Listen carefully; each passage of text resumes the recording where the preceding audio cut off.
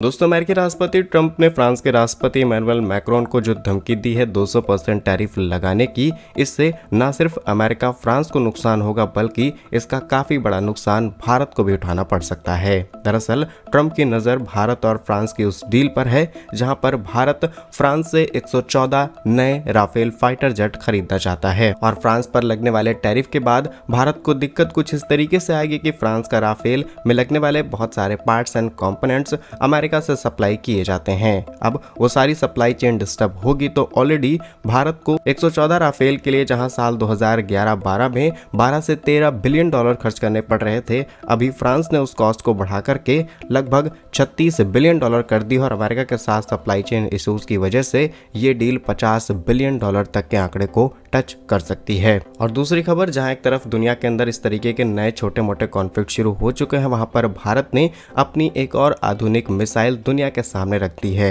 यह मिसाइल इतनी ताकतवर है कि एक बार में करीब 64 टारगेट को अपने निशाने पर ले सकती है। लास्ट अपडेट अमेरिकी राष्ट्रपति ट्रंप और अमेरिका के सुप्रीम कोर्ट के आने वाले फैसले से सामने निकल के आ रही है। फिलहाल अब फैसले को टाला जा चुका है, लेकिन फैसला दूर नहीं और ट्रंप को करोड़ों रुपए दुनिया को वापस करने पड़ सकते हैं अपनी गलत टैरिफ नीति की वजह से। तो जानते हैं आज के इस वीडियो में तीनों ही इंपॉर्टेंट अपडेट डिटेल्स में। यदि आपको हमारा काम पसंद आए, वीडियो को लाइक, चैनल को सब्सक्राइब जरूर कीजिएगा, क्योंकि आपका एक छोटा सा काम आप तक ये जरूरी और सही खबरें लाने में हमारी बड़ी मदद करता है। तो जैसा कि आप देख पा रहे होंगे कि ट्रंप इन दिनों यूरोपीय देशों को धमकाना शुरू कर चुके हैं। दावोस में हो रहे वर्ल्ड इकोनॉमिक फोरम 2026 के दौरान फ्रांस के राष्ट्रपति इमैनुअल मैक्रोन ने अमेरिकी राष्ट्रपति द्वारा दी गई 200% टैरिफ की धमकी पर कड़ा रुख अपनाया है। मैक्रोन ने स्पष्ट कर दिया कि फ्रांस और यूरोप किसी भी बोली यानी कि धौंस दिखाने वाले देशों के आगे नहीं झुकेंगे और ये बर्बरता के बजाय कानून शासन को प्राथमिकता देने पर फोकस करेंगे।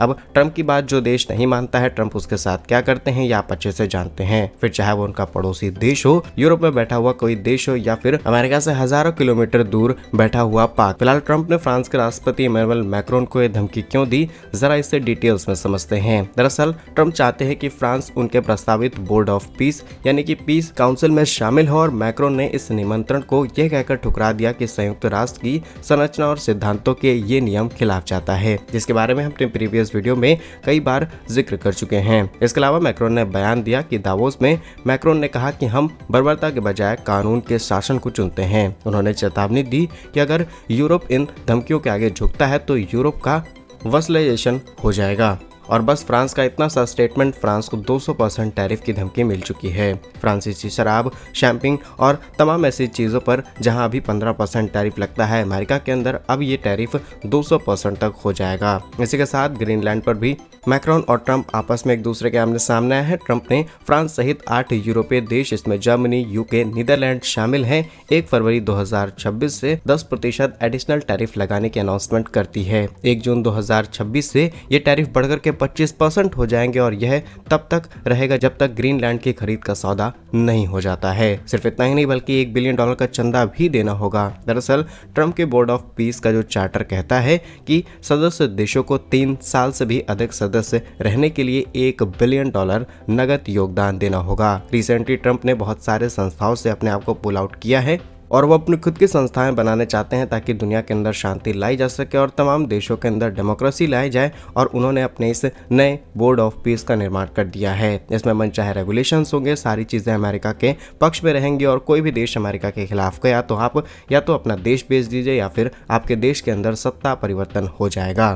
फिलहाल इस चीज़ की कार्रवाई करते हुए यूरोपीय संघ ने 93 बिलियन यूरोज यानी कि लगभग 100 बिलियन मूल्य के अमेरिकी सामानों पर जवाबी टैरिफ लगाने की सूची तैयार कर ली है। जल्द ही इसे लागू कर दिया जाएगा। और रिसेंट जो अपडेट सामने निकल के आ रही हैं, इससे पता चलता है कि ट्रंप अब कुछ हद तक अपने कदम पीछे खींच सकते हैं और यूरोप पर लगाए जाने वाले टैरिफ को घटाया जा सकता है या फिर पूरी तरीके से हटाया भी जा सकता है। अब देखते हैं कि दोनों तरफ से क्या फैसले लिए जाते हैं। फिलहाल ये स्थिति बनती है तो इसका असर सिर्फ अमेरिका, यूरोप या फिर फ्रांस पर नहीं पड़ेगा बल्कि भारत को भी इसका नुकसान उठाना पड़ेगा, क्योंकि भारत फ्रांस के साथ एक काफी बड़ी राफेल फाइटर जेट की डील को फाइनलाइज करना चाहता है और इस डील में बहुत सारे पार्ट्स एंड कंपोनेंट सीधे अमेरिका से फ्रांस आते हैं वो पूरी सप्लाई चेन डिस्टर्ब होने की वजह से हमें ज़्यादा कीमत देनी पड़ सकती है, और यानी कि जो एग्जिस्टिंग कीमत है $36 बिलियन, हम इसी को कम कराने के पीछे पड़े हुए हैं। और अगर अमेरिका से सप्लाई चेन डिस्टर्ब होती है तो ये ऑलरेडी $40 बिलियन की डील हो जाएगी और भारत को एक भारी कीमत चुकानी पड़ सकती है कुछ गिने चुने फाइटर जेट्स खरीदने के लिए। बाकी अमेरिका की इस नीति पर आप क्या सोचते हैं, कमेंट्स अपनी राय जरूर लिखिएगा। नेक्स्ट इंपॉर्टेंट अपडेट भारत के डिफेंस सेक्टर से ही है,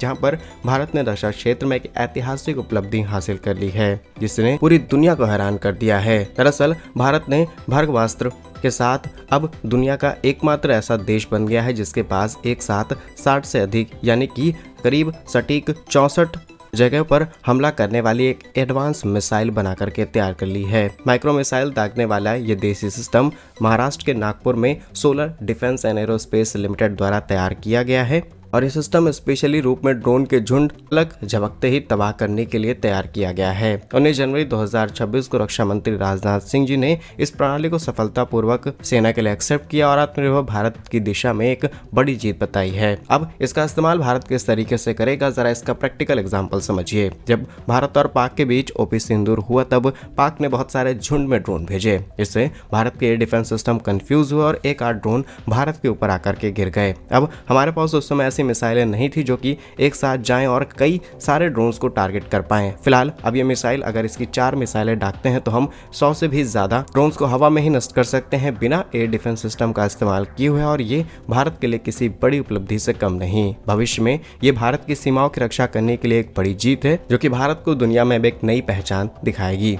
फिलहाल इस मिसाइल की कुछ और इंपॉर्टेंट डिटेल्स आपको बताएं तो यह सिस्टम एक साथ 64 माइक्रो मिसाइल रॉकेट मात्र 10 सेकंड में दाग सकता है। इसकी तुलना दुनिया में अन्य किसी सिस्टम के बराबर नहीं की जा सकती क्योंकि वो इतने कम समय के अंदर सिर्फ 4 मिसाइलें दाग पाते हैं। दूसरी बड़ी खासियत कि ये मल्टी लेयर सुरक्षा देता है। यह 2 स्तरों पर काम करता है। पहला स्तर अनगाइडेड रॉकेट का है जो कि 20 मीटर के दायरे में ड्रोन के झुंड को खत्म करते ही दूसरे स्तर पर सटीक गाइडेड माइक्रो मिसाइलों का झुंड लेकर के तैयार रहता है। और रेंज की बात की जाए तो ये 6 से 10 किलोमीटर की दूरी पर दुश्मन के ड्रोन को पहचान लेता है और 2.5 किलोमीटर की दूरी तक उन्हें पूरी तरीके से नष्ट कर देता है।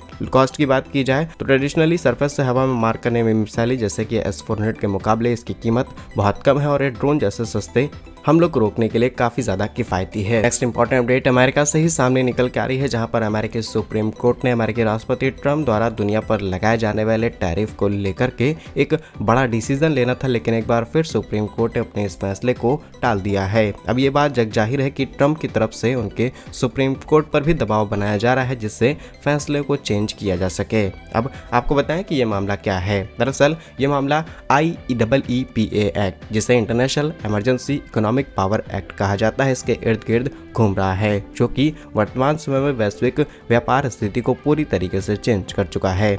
और विवाद की जड़ ये है कि 1977 का IEEPA एक्ट है और यह कानून अमेरिका के राष्ट्रपति को इमरजेंसी यानी कि नेशनल इमरजेंसी के दौरान आर्थिक लेन देन को नियंत्रण करने की पूरी शक्ति देता है। लेकिन अगर इसका गलत तरीके से इस्तेमाल किया है तो दुनिया के अंदर महंगाई बढ़ सकती है, जिसका असर आप देख पा रहे होंगे। और इस पर एक बड़ी बहस अमेरिकी संसद के अंदर शुरू हुई है, जहाँ पर 1000 से भी ज्यादा कंपनियों ने तर्क दिया कि इस कानून का उद्देश्य केवल व्यापारिक प्रतिबद्ध यानी कि सैंक्शंस लगाना है, न कि टैक्स या फिर कानूनी तरीके से टैक्स वसूलना। उनका कहना है कि टैक्स लगाने की शक्ति केवल अमेरिकी सांसदों के पास है और बेसलाइन टैरिफ 10% है, इसे बढ़ा करके जब ये 50% 200% तक करने की धमकी दे रहे हैं तो इससे अमेरिका को ही आगे चल के बड़ा नुकसान होगा। क्या कुछ कहना है आपका तीनों अपडेट्स पर? कमेंट्स अपने राय जरूर लिखिएगा। भारत कैसे ही वीडियोस पाने के लिए वीडियो को लाइक, चैनल को सब्सक्राइब जरूर कीजिए। वंदे मातरम, भारत माता की जय।